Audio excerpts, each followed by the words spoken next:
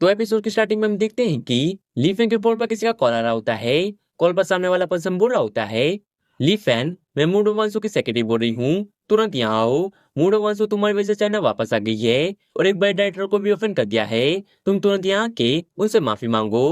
ली fan बोल रहा होता है, मेरे पास टाइम नहीं है ये फालतू चीजों के लिए। इतना क्या कि ली फैन कॉल को काट देता है। लिन्यू बोल रही होती है, मास्टर, वो कौन था? क्या वो वही बड़ी स्टार थी जिसे आप चूज और प्रोटेक्ट कर रहे थे? मुझे लगता है वो औरत आपकी सुंदरता पे फिदा हो चुकी है। प्लीज आप उससे कभी बात मत करना।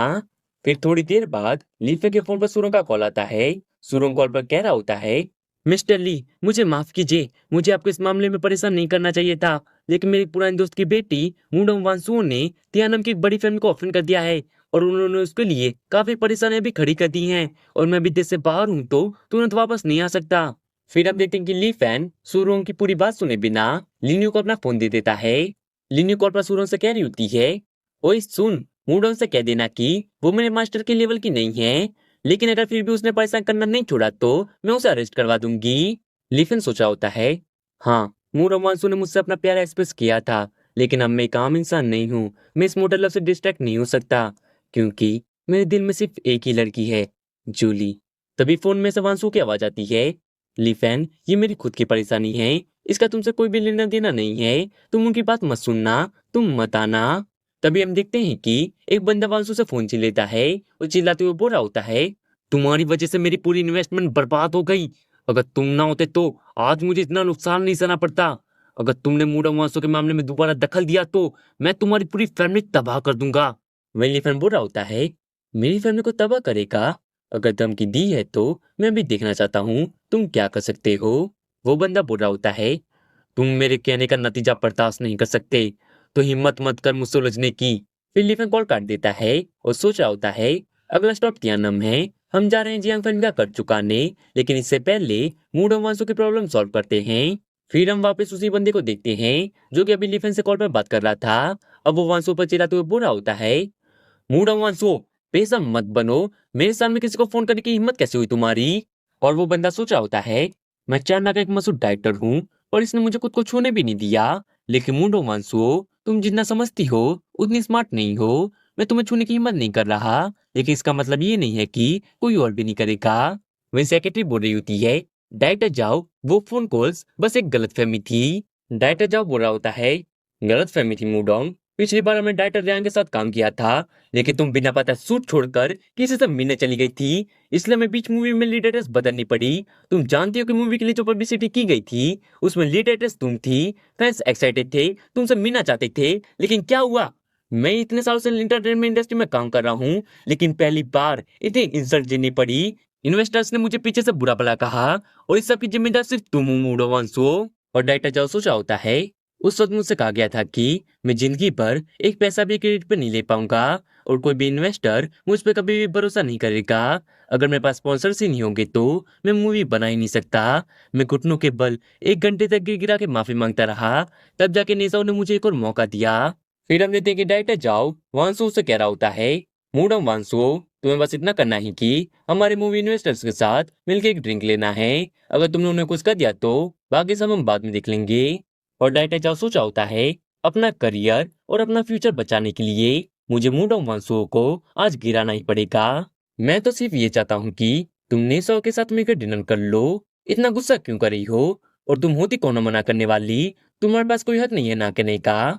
मैं बता दूं, अगर तुम मूवी को बीच में छोड़ के ना गई होती तो पिछली मूवी इतनी बुरी तरह से फेल ना होती। बॉक्स ऑफिस पर 50 करोड़ का डिजास्टर कौन लाया? सब कुछ तुम्हारी वजह से हुआ है। पूरी टीम को नीचे गिरा दिया तुमने और अब बस एक ही रास्ता बचा है सब कुछ बचाने का। तुम डिनर करो मिस्टर ने के साथ, बस एक डिनर पार्टी है, पूरी क्रू तुम्हारी एहसानमंद होगी। बदले में तुम मेरी न्यू मूवी का कोई भी रोल ले सकती हो, मैं तुम्हें खुशी खुशी देने के लिए तैयार हूँ।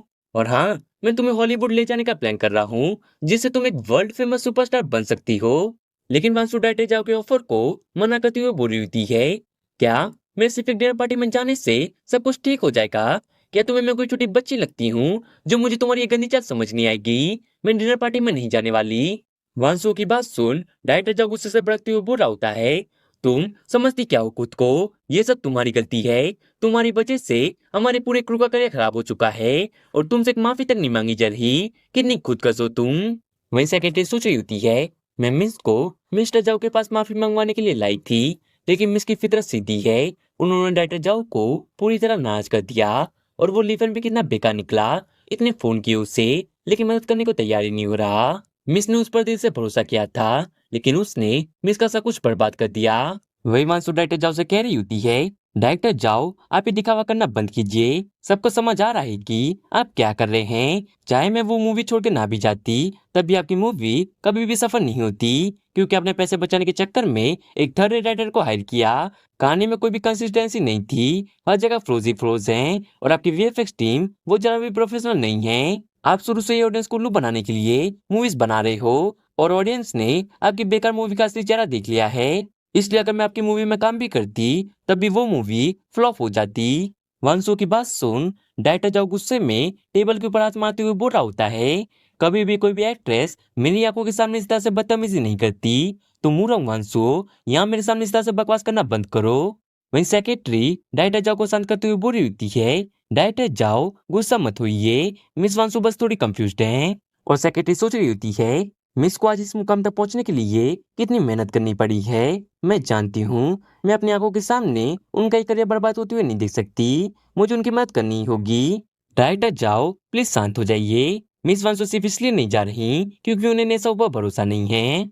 मैंने सुना है नेसा एक बिगड़ा हुआ अय्यास है, जो कि अपनी फैमिली के इन्फ्लुएंस का गलत फायदा उठाता है। इस बार उसकी नजर मिस वांसु पर ही है।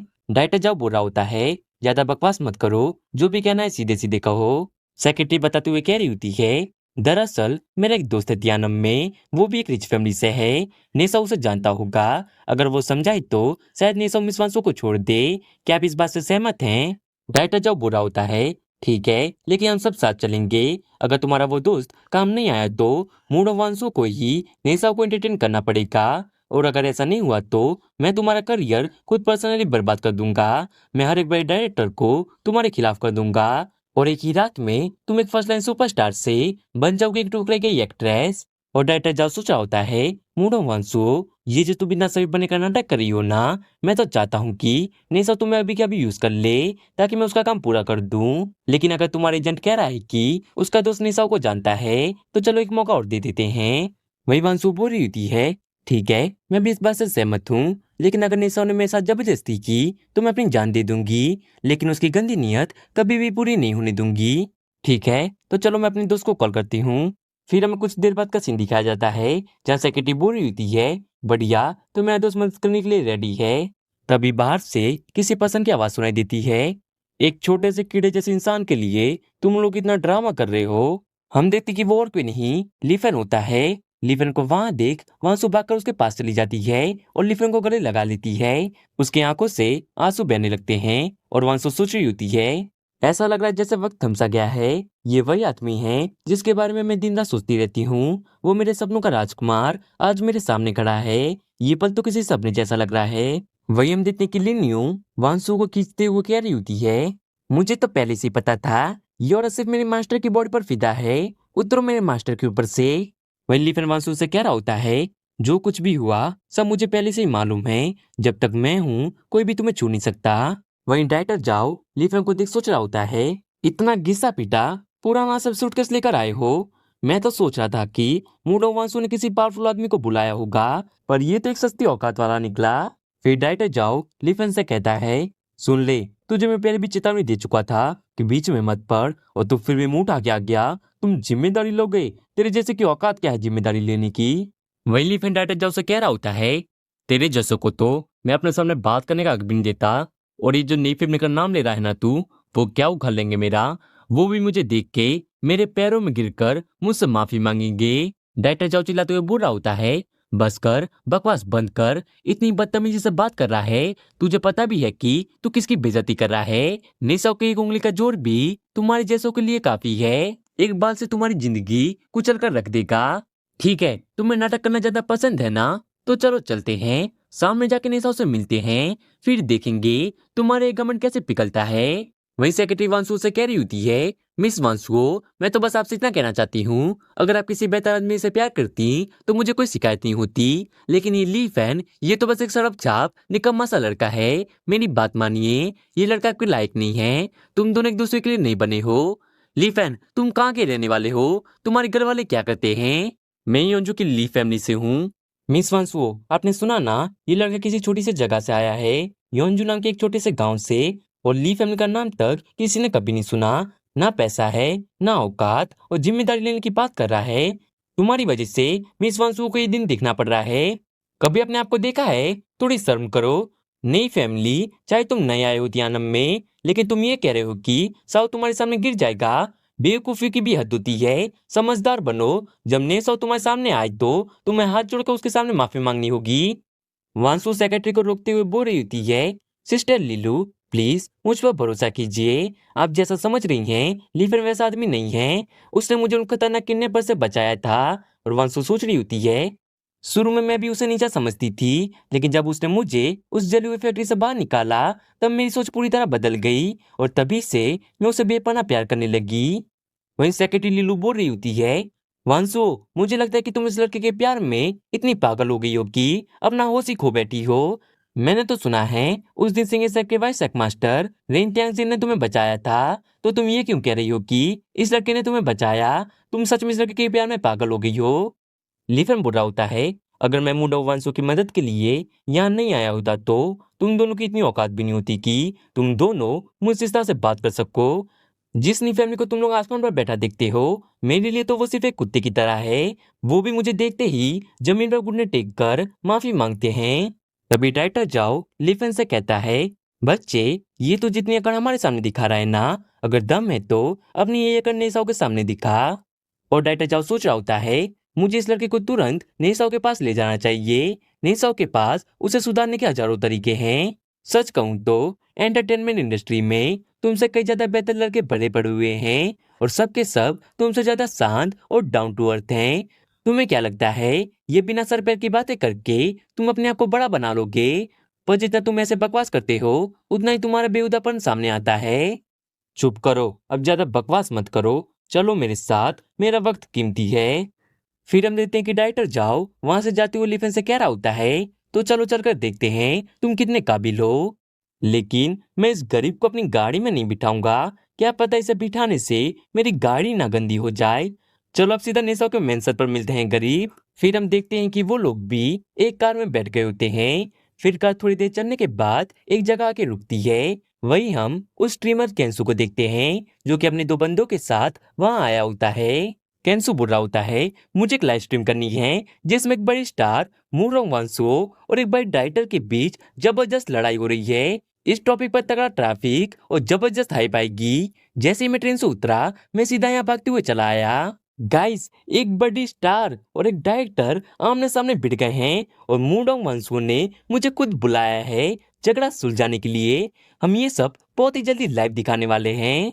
वहीं लाइव स्ट्रीम पर व्यूअर्स वांसुओ को देख कमेंट्स कर रहे होते हैं, इतनी बड़ी स्टार एक एंकर को बुला रही है झगड़ा सॉल्व करने के लिए। वाह, सच में हमारी केंसू भाई की पहचान तो दूर दूर तक है। तभी सेक्रेटरी लीलू केंसू को रोकते हुए कहती है, अभी शूट मत करो, वो एक सुपरस्टार है, ऐसे में उसकी पॉपुलैरिटी को नुकसान पहुंचेगा। फिर हम देखते हैं कि केंसू लाइव स्ट्रीम बंद कर देता है। सेक्रेटरी लीलू केंसू से कह रही होती है, मिस्टर नेई का रुतबा बहुत ही ऊंचा है, हम तो सीधे मुंह से बात भी नहीं कर सकते, इसलिए हमने तुम्हें बुलाया। जो भी हो, तुम्हें मेरी ये मदद करनी ही पड़ेगी। जिस पर केंसू कहता है, फिक्र मत करो, ये कोई बड़ी बात नहीं है, मैं नेसा को अच्छे से जानता हूँ, बस एक बार कहूंगा और मामला खत्म। लेकिन मैंने सुना कि कुछ ही समय पहले नई फैमिली को चूज में बहुत ही बड़ा नुकसान हुआ था। कहा जा रहा है कि किसी नौजवान ने उन्हें वहां से भगा दिया। तभी से जब से साउने तियानम में कदम रखा, उसका मूड लगातार बिगड़ा हुआ है। यहाँ तक कि मुझे भी उससे बहुत ही संभल कर बात करनी पड़ेगी। मैं तुम्हें एक सलाह दूंगा कि किसी बेकार इंसान को साथ मत ले चलना। वहीं सेक्रेटरी लीलू कह रही होती है, मैं भी नहीं चाहती कि वो साथ चले, लेकिन ये लड़का भी कह रहा था कि निशा उसके लिए कुत्ते जैसा है, और निशा घुटनों पर गिरकर इससे माफी मांगेगा। क्या कहा तुमने? तू है कौन बे? कहां से घुसा है इस हालत में? इस गरीब की औकात क्या है? तुम लोग हर जगह कैसे फैल जाते हो यार? तू होता कौन है जो निशा के बारे में बकवास करे? अभी क्या अभी खिड़की से बाहर फेंक दूंगा। अगर तूने फिर से चिल्लाया ना, मैं तुझे खिड़की से बाहर फेंक दूंगा। बाहर में गया तू, मुझसे ऐसे बात करने वाला होता कौन है बिट्टू? वहीं सेक्रेटरी लीलू कैंसू को शांत करते हुए बोल रही होती है, ये बस एक गांव से आया हुआ गरीब लड़का है जिसने अभी असली दुनिया नहीं देखी। अगर तुम इससे भिड़ोगे तो अपनी वैल्यू गिराओगे। लीलू की बात मानकर कैंसू लिफेन से कह रहा होता है, चलो छोड़ता हूँ इस बार लीलू की खातिर, लेकिन अगली बार जरा भी बकवास की तो मैं बिल्कुल भी नरमी नहीं दिखाऊंगा। वही सेक्रेटरी वांसू से कह रही होती है, मिस वांसू, देखो अपने बॉयफ्रेंड को, अफसोस ऐसा आदमी चुनकर आपने अपनी जिंदगी बर्बाद कर दी। कैंसू से 100 गुना बेहतर है। जिस पर वांसू कह रही होती है, तुम नहीं समझोगी, लीफेन इस दुनिया का सबसे बेहतरीन इंसान है और मैं खुशकिस्मत हूँ कि जो मुझे वो मिला। लीफेन, लीलू की बात मत सुनना, वो तो पगली है।